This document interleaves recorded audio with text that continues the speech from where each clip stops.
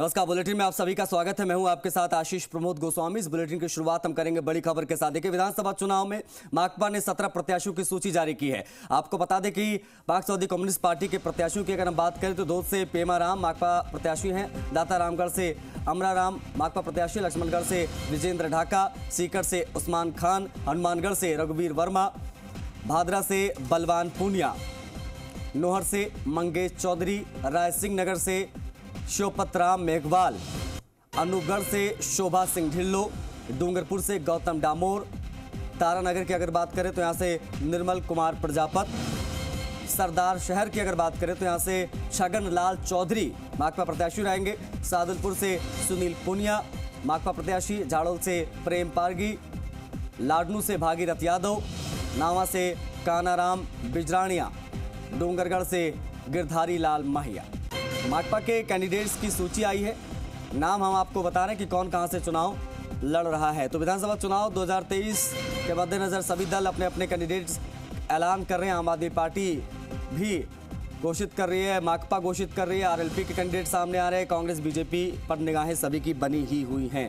शशि मोहन शर्मा हमारे सहयोगी कनेक्ट हो गए। शशि, माकपा ने 17 प्रत्याशी अपने अनाउंस किए हैं, किस प्रकार का ये पूरी सूची है और कौन कहां से चुनाव लड़ रहा है?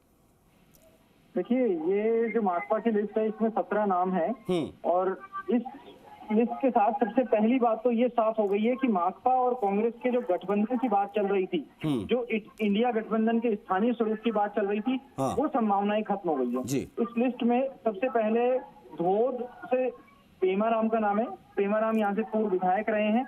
साथ में दाता रामगढ़ जो सीट है वहां से अमराराम का नाम है। अमराराम माकपा के विधायक रहे हैं 3 बार, उनका नाम, वो 2 सीट से रहे हैं। दाता रामगढ़ जो सीट है वो पीसीसी के पूर्व अध्यक्ष नारायण सिंह की सीट रही है। उनके पुत्र वीरेंद्र सिंह यहाँ से वर्तमान विधायक हैं। हालांकि कांग्रेस ने उनका टिकट अभी तक फाइनल नहीं घोषित किया है और वो इसी इंतजार में मामला चल रहा था कि क्या पार्टी वहां से प्रत्याशी घोषित करेगी या अलायंस में जाएगी। लक्ष्मणगढ़ से विजेंद्र ढाका जो शेखावटी यूनिवर्सिटी स्टूडेंट यूनियन के प्रेसिडेंट हैं, उनको टिकट दिया है। इस लिस्ट में सबसे युवा नाम वही है। सीकर से उस्मान खान का नाम है। हनुमानगढ़ से रघुवीर वर्मा है। भादरा से मौजूदा विधायक बलवान पूनिया को प्रत्याशी बनाया है। इसी तरीके से डूंगरगढ़ से गिरधारी मैया जो वर्तमान विधायक हैं, उनको एक बार फिर से मौका दिया है संगठन ने।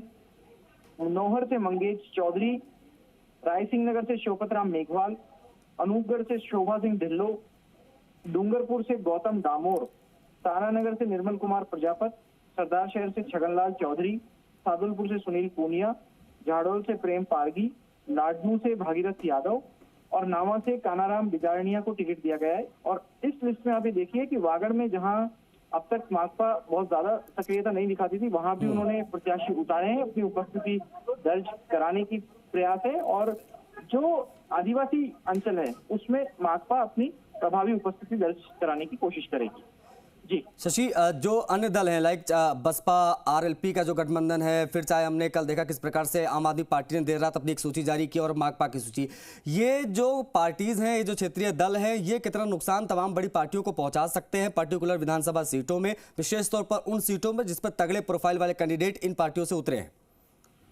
देखिए आशीष, दरअसल माकपा को आप देखें तो केवल नुकसान पहुंचाने की नजर से नहीं देखेंगे। दरअसल माकपा का अपना कैडर है, जो साम्यवादी सोच के लोग हैं वो माकपा से जुड़ते हैं। उनका एक अपना अलग कैडर है और वो पहले भी विधानसभा में उपस्थिति दर्ज कराते रहे, अभी भी उनकी विधानसभा में उपस्थिति, बसपा की भी विधानसभा में उपस्थिति है। तो दूसरे दलों को नुकसान पहुंचाने के नजरिए से इस पूरे तस्वीर को नहीं देखा जा सकता।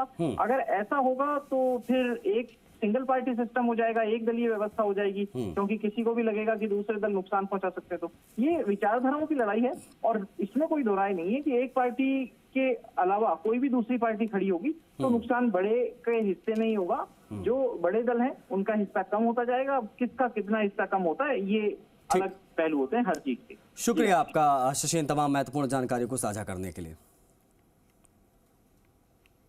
इस बीच आपको बता दें कि 2 नवंबर को इलेक्शन कमीशन ऑफ इंडिया एक अहम बैठक लेने जा रहा है। दोपहर 3